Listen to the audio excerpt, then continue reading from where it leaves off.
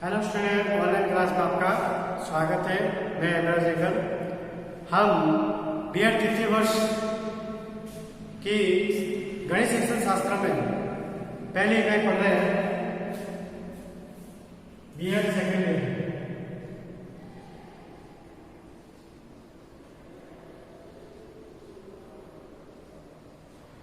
गणित शिक्षण शास्त्र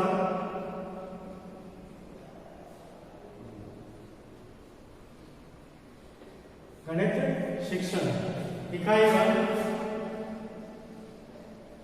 इकाई 1 माध्यमिक स्तर पर गणित शिक्षण का पाठ्यक्रम गणित शिक्षण का पाठ्यक्रम गणित शिक्षण का पाठ्यक्रम हम ये अध्ययन करते हैं। पिछले वीडियो में हमने ये अध्ययन किया। अब पाठ्यक्रम में संक्षिप्त बता दूं कि पाठ्यक्रम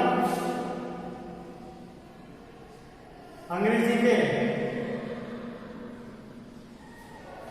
करिकुलम से बना हुआ है। करिकुलम का अंग्रेजी मतलब हिंदी रूपांतर, इसको करिकुलम कहा जाता है, जो अंग्रेजी का हिंदी रूपांतर है। और ये लैटिन भाषा से लिया गया है। कहां से लिया गया? लैटिन भाषा से। लैटिन भाषा में शब्द है। अब लैटिन भाषा के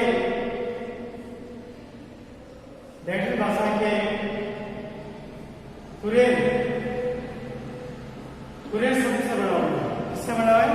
कुरेल का मतलब होता है दौड़ का मैदान। दौड़ का मैदान यानी करिकुलम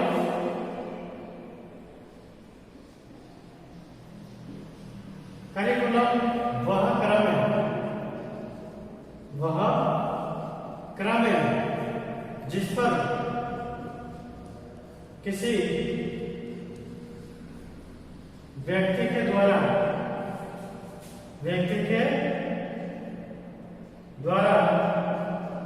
गंतव्य स्थान को पार करना है।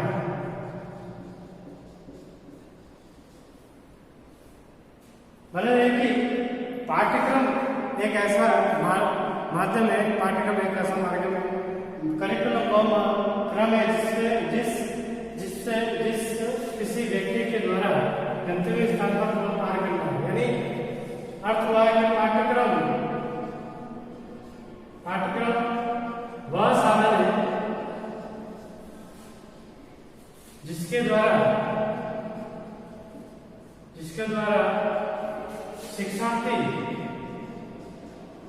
शिक्षार्थी अपने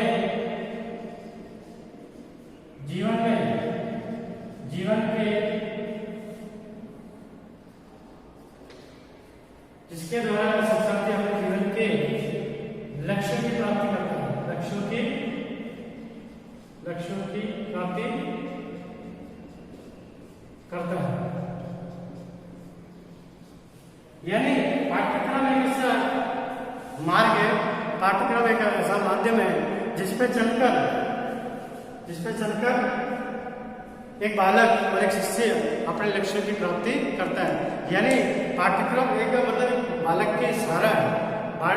बालक उस पाठ्यक्रम को पढ़कर या बालक उस पाठ्यक्रम के माध्यम से अपने जीवन के लक्ष्यों की प्राप्ति करता है, अपने उद्देश्य की प्राप्ति करता है, शिक्षा के उद्देश्य की प्राप्ति करता है और जीवन के जो जिस स्तर पर पहुंचना चाहते हैं वहां पर उस स्तर तक पहुंच सकते हैं। किसके माध्यम से? पाठ्यक्रम के माध्यम से। यानी लक्ष्य की प्राप्ति करता है एवं व्यक्तित्व का विकास करता है। व्यक्तित्व का विकास करता है। अब हम पाठ्यक्रम की परिभाषाएं यानी कुछ विद्वानों ने पाठ्यक्रम के अलग अलग परिभाषाएं दी है जो इस प्रकार है। जैसे कनिगम के अनुसार पाठ्यक्रम कलाकार यानी कलाकार यहाँ पे बोला शिक्षक को, के हाथ में एक साधन है जिससे वह अपनी सामग्री यानी शिक्षार्थी को अपने आदर्श यानी उद्देश्य के अनुसार अपनी चित्रशाला यानी विद्यालय में ढाल सके। पाठ्यक्रम यानी पाठ्यक्रम कलाकार यानी शिक्षक के हाथों में एक साधन है, चाहे कलाकार कोई भी हो। कलाकार के हाथ में, जैसे मान लो कोई संगीतकार है तो उसके हाथ में गिटार होगा, और या फिर कोई चित्रकार है तो उसके हाथ में कलम होगी, ब्रश होगा। वो साधन यानी एक शिक्षक के हाथ में क्या है, शिक्षक के हाथ में पाठ्यक्रम है। पाठ्यक्रम के माध्यम से पाठ्यक्रम साधन से जिससे वो अपनी सामग्री यानी शिक्षार्थी को, चित्रकार तो अपने किसको, बोर्ड को अपने आदर्श और उद्देश्य के अनुसार यानी पाठ्यक्रम के उद्देश्य के अनुसार अपनी चित्रशाला यानी विद्यालय में डाल सके। यानी जो बालक के अंदर उद्देश्य की प्राप्ति करवानी है, जो सर्वांगीण विकास करना है, वो पाठ्यक्रम के माध्यम से एक शिक्षक उसके उद्देश्य की पूर्ति कर सकते हैं। अब माध्यमिक शिक्षा आयोग के अनुसार माध्यमिक शिक्षा के अनुसार उन्होंने क्या बताया कि पाठ्यक्रम का अर्थ केवल उन सिद्धांतों पाठ्यक्रम का अर्थ उन सिद्धांतों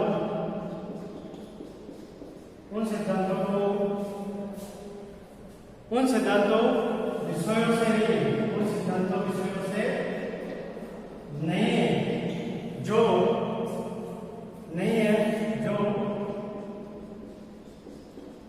विद्यालय में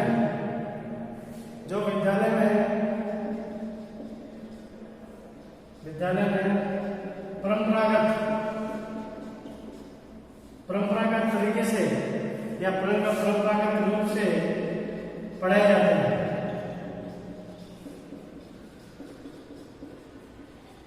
परंपरागत रूप से पढ़ाए जाते हैं, वरन अनुभव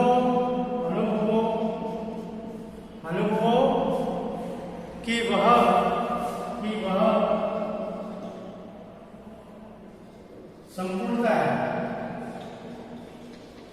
वह संपूर्णता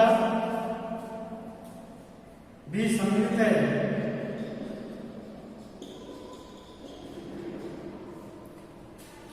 सम्मिलित होती है, जिसको बालक विद्यालय कक्षा पुस्तकालय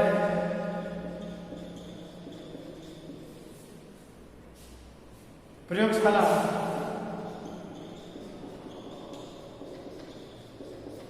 एवं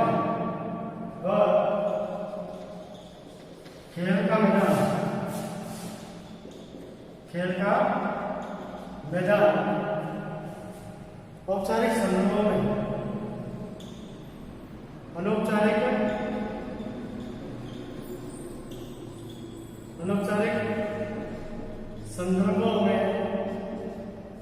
संदर्भों में से प्राप्त करना है।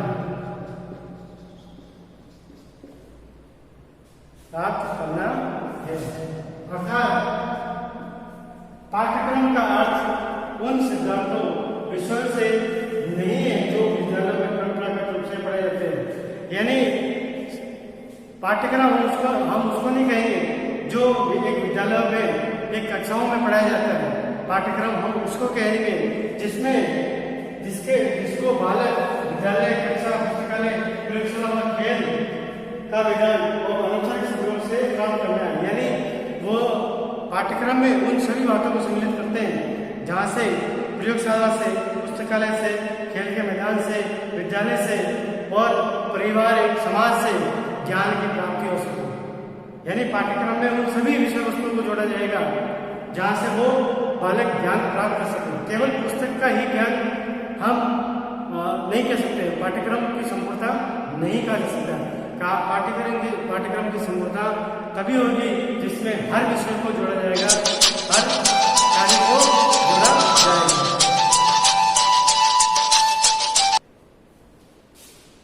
अब हम पाठ्यक्रम का महत्व या पाठ्यक्रम का उद्देश्य पढ़ेंगे।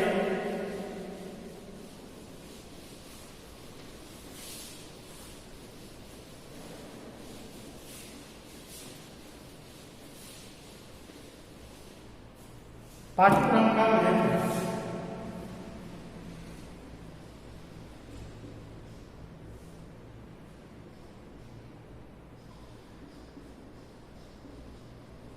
या उद्देश्य,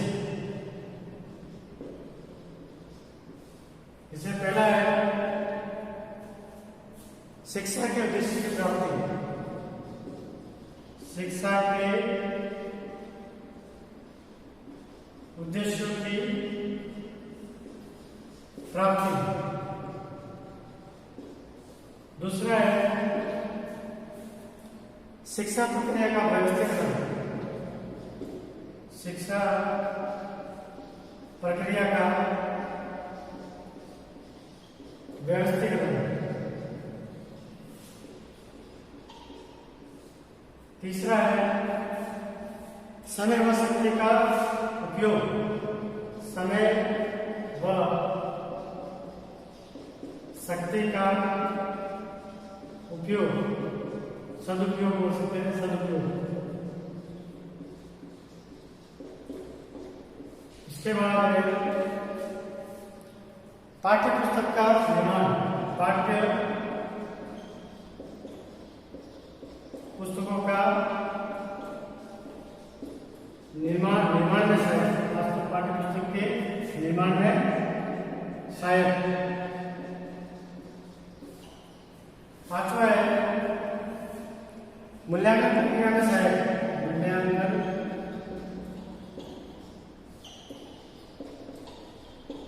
प्रक्रिया में सहायक। छठा है शिक्षण विधियों का चयन। शिक्षण विधियों का चयन। अब अंत में है छात्रों की मनोवैज्ञानिक आवश्यकता की पूर्ति। छात्रों की मनोवैज्ञानिक आवश्यकताओं की पूर्ति।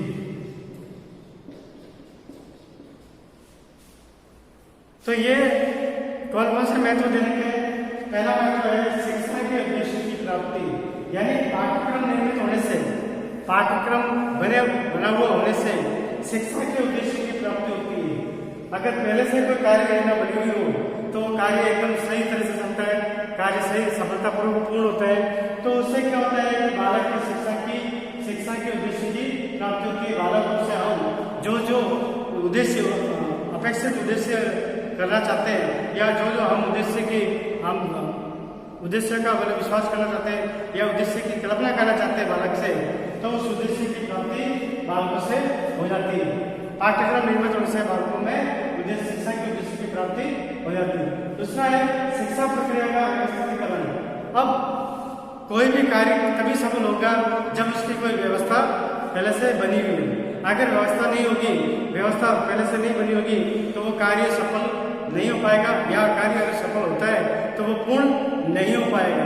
तो किसी भी कार्य को करने के लिए उसका व्यवस्थीकरण होना जरूरी है। तो पाठ्यक्रम निर्मित होने से शिक्षा और शिक्षा जगत का जो व्यवस्था है वो एकदम व्यवस्थित ढंग से चलती है, उसमें व्यवस्था बन जाती है, यानी शिक्षा प्रक्रिया का व्यवस्थीकरण हो जाता है।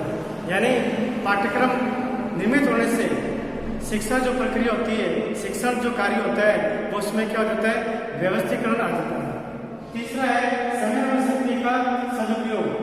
कहने का मतलब है कि पाठ्यक्रम निर्मित होने से ऐसे बहुत से कार्य से हम बहुत से कार्य करने से बच जाते हैं, जिससे समय और शक्ति का उपयोग कम होता है। मतलब कि कोई कार्य अगर व्यवस्थित होगा तो जायज बात है उसमें समय कम लगेगा, उसमें श्रम कम लगेगा, उसमें मेहनत कम लगेगी, इसलिए समय और शक्ति का सदुपयोग हो जाता है। फिर पाठ्य पुस्तकों के निर्माण में सहायक। अब पाठ्यक्रम पुस्तकों में निर्माण कैसे, जैसे पाठ्यक्रम बना हुआ है, पाठ्यक्रम बना हुआ है तो उस पाठ्य पुस्तक बनाने में आसानी लगती है। पाठ्यक्रम अगर पहले से निर्मित हो, पाठ्यक्रम पहले से निर्मित हो तो पाठ्यक्रम के निर्माण में सहायक लगता है। अब मूल्यांकन प्रक्रिया में शामिल हमेशा देखोगे पुस्तकें अगर पहले से निर्मित है, पुस्तकें पहले से छपी हुई है तो हम उस पुस्तकों के माध्यम से बच्चों का मूल्यांकन कर सकते हैं, बच्चों के मानसिक स्तर का पता कर सकते हैं, उनकी बुद्धिलब्धि का स्तर पता कर सकते हैं। मतलब है कि पाठ्यक्रम निर्मित होने से बालकों का उसका जो शैक्षणिक जो कार्य है या उनकी बुद्धिलब्धि या उनके जो कार्य का हम मूल्यांकन कर सकते हैं। यानी मूल्यांकन प्रक्रिया किसके माध्यम से होती है, केवल पाठ्यक्रम के माध्यम से होती है। पाठ्यक्रम अगर पहले से निर्मित हो तो मूल्यांकन प्रक्रिया सुचारू रूप से होती है। अब शिक्षण विधियों का चयन, पाठ्यक्रम निर्मित होने के कारण हम शिक्षण विधियों का भी चयन कर सकते हैं। अब कैसे कि पाठ्यक्रम पहले से निर्मित होगा तो हमें पहले से ध्यान रहेगा कि हमें कौन सी शिक्षण विधियों का प्रयोग करना है, एक शिक्षक को कौन सी शिक्षण विधि काम में लेनी है, किस शिक्षण विधि से वो मतलब कि शिक्षण को पूर्ण कर सकता है, बच्चों के अंदर शिक्षा के उद्देश्यों की प्राप्ति कैसे करवानी है और उन उद्देश्यों की प्राप्ति के लिए मुझे किस शिक्षण विधि का प्रयोग करना है, उसका एक पाठ्यक्रम के माध्यम से हो जाता है। छात्रों की मनोवैज्ञानिक आवश्यकताओं की पूर्ति, कोई भी मनोवैज्ञानिक का मतलब होता है कि कोई भी कार्य स्टेप बाय स्टेप होना है। अब कोई भी कार्य अगर हम कहें कि हमको सीढ़ी से ऊपर चढ़ना है तो हम उस सीढ़ी से ऊपर चढ़ सकते हैं, आसानी से चढ़ सकते हैं, क्योंकि उसके अंदर सब स्टेप बनाए होते हैं, एक स्टेप से दूसरा स्टेप, तीसरा स्टेप। और अगर हमें ये कहा गया कि वहाँ ऊपर से छलांग मारनी है तो हम छलांग लगा तो फिर देंगे, लेकिन छलांग लगाने से कई बातों का नुकसान हो सकता है, हमारे शरीर का नुकसान हो सकता है। लेकिन हम उसी स्टेप से, उसी वीडियो से हम दोबारा नीचे उतरेंगे तो शायद हमें नुकसान नहीं होगा। वही पाठ्यक्रम में स्टेप बाय स्टेप छात्रों की आवश्यकता की पूर्ति होती है, तो एक क्रम बन जाता है जिससे शिक्षण सुचारू रूप से होता है, शिक्षण सही प्रकार से चलता है और पाठ्यक्रम के माध्यम से कोई भी कार्य आसान हो जाता है। तो ये है अपने पाठ्यक्रम का महत्व। अगले वीडियो में हम अगला विषय पढ़ेंगे। और एक आवश्यक सूचना, आप YouTube चैनल के यानी मेरे YouTube चैनल के बनाए गए वीडियो पर कमेंट्स बॉक्स में जाकर अपना नाम, अपने पिताजी का नाम और यदि आपको वीडियो से संबंधित कोई प्रश्न पूछना हो तो आप कमेंट्स बॉक्स में लिखकर या व्हाट्सएप नंबर पर पर्सनली मुझसे पूछ सकते हो। उसका मैं जवाब आपको चाहे फ़ोन के माध्यम से हो चाहे व्हाट्सएप के माध्यम से हो, मैं आपको दूंगा। अगले वीडियो में हम अगला विषय पढ़ेंगे। धन्यवाद।